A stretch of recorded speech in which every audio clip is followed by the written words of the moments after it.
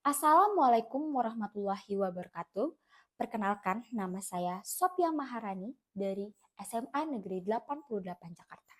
Di sini kami tim oposisi tidak setuju terkait mosi hari ini yang merupakan mosi kebijakan oleh pemerintah. Tidak seharusnya pemerintah mengatur ranah pribadi.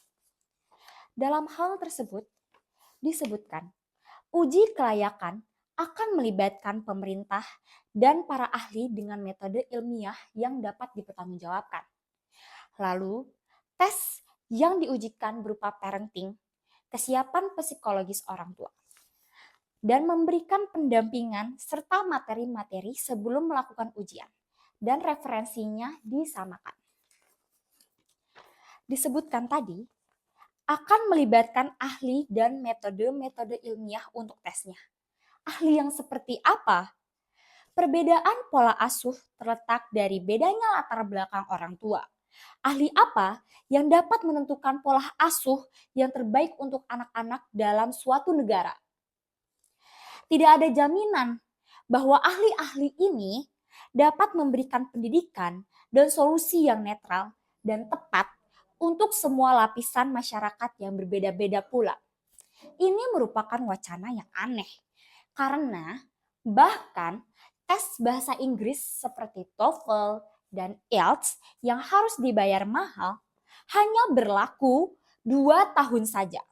Begitu pula dengan tes SIM yang hanya berlaku 5 tahun saja. Padahal apa sih yang berbeda dari bahasa Inggris dan mengemudi?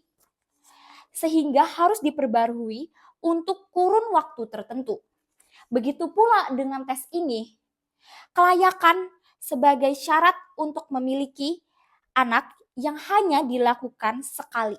Sangat absurd. Karena tidak ada jaminan bahwa orang tua yang lulus tesnya akan mendidik anaknya sesuai keinginan pemerintah. Maka dari itu, karena ini merupakan wacana yang absurd, kami lanjutkan di poin selanjutnya.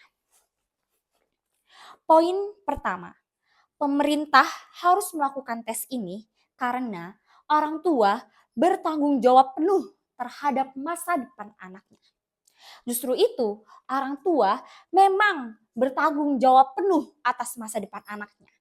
Tidak selayaknya pemerintah ikut mengurusi pola asuh.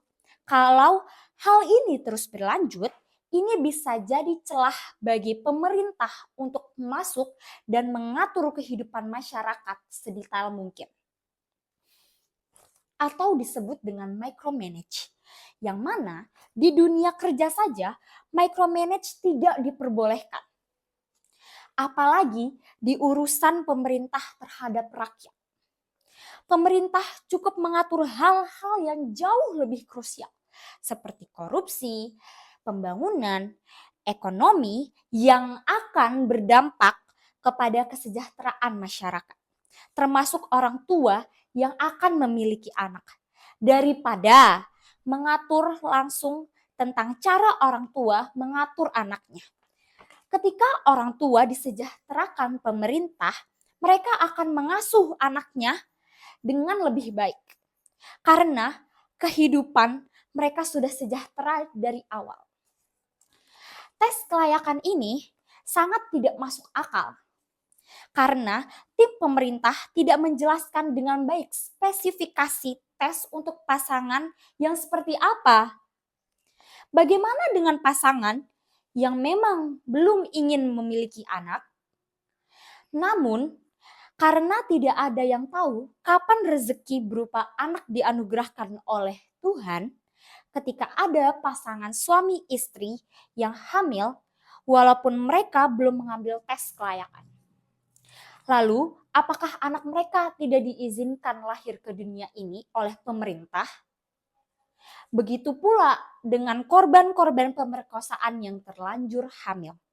Mereka tidak pernah berekspektasi hal itu akan terjadi. Mereka memiliki anak di luar ekspektasi mereka. Tentu, mereka tidak akan mengambil tes kelayakan.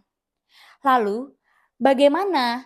Apakah anak mereka juga tidak boleh dilahirkan ke dunia oleh pemerintah?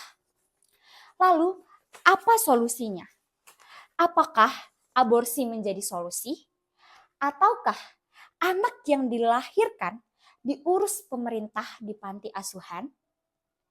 Tim pemerintah tidak menyentuh aspek ini sama sekali, yang mana menjadikan argumen oleh tim pemerintah sangat lemah dibanding dua argumen yang telah saya sampaikan sebelumnya. Poin kedua, analytical, sehingga orang tua dapat akses untuk pelatihan dan materi referensi pola asuh anak sebelum ujian. Semua orang tua itu memiliki pola asuh yang berbeda-beda, seperti yang sudah dikatakan oleh tim pemerintah. Menyamakan pola asuh seluruh orang tua yang berasal dari latar pendidikan, agama, dan budaya yang berbeda-beda akan berdampak kepada anak dan masyarakat. Bukan hanya latar belakang orang tua yang berbeda, tapi karakter anak juga. Jangankan berasal dari keluarga yang berbeda.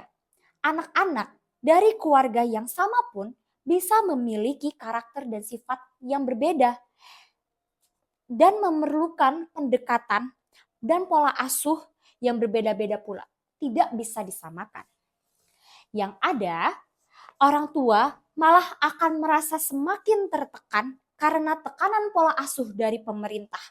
Yang seharusnya orang tua memiliki hak penuh untuk mengatur dan mendidik anak-anaknya, malah tertekan oleh standar pemerintah yang berlaku. Apalagi untuk orang tua muda yang baru memiliki anak pertama. Status quo yang terjadi sekarang adalah banyak ibu-ibu yang terkena baby blues. Hal ini terjadi bahkan tanpa adanya tekanan pola asuh dari manapun. Bayangkan, bila pemerintah turut serta dalam mengatur pola asuh, apa yang akan terjadi pada ibu-ibu muda ini? Mereka akan merasa lebih tertekan. Pemerintah tidak perlu mendorong kesadaran karena orang tua sudah memiliki kesadaran untuk memiliki pola asuh yang sesuai dengan kondisi keluarga masing-masing. Apalagi dengan sudah banyaknya sekali akses ke informasi. Tidak masuk akal bagi tim pemerintah untuk mengatakan bahwa masyarakat belum memiliki akses terhadap internet. Sementara kita sudah hidup di zaman modern, yang dimana lautan informasi yang beredar setiap harinya. Termasuk informasi tentang parenting yang dapat diakses dengan sekali klik pada gawai masing-masing.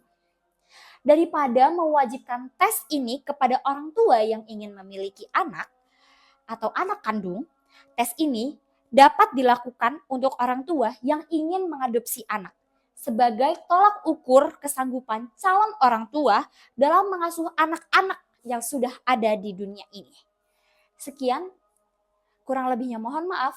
Assalamualaikum warahmatullahi wabarakatuh.